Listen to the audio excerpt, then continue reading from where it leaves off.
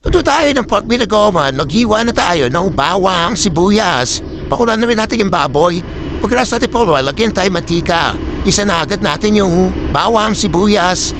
Sama na natin yung pinawala natin baboy sa gisa. Matapos, lagyan agad tayo ng bagong. Alualuin natin ito para magpantay.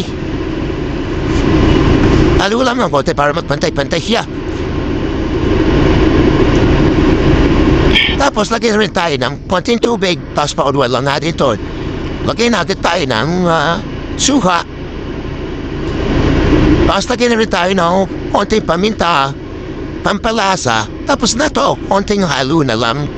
Please follow, like, and share naman kung nagustuhan yung video ko para ganahan pa ako mag-upload ulit. Maraming salamat.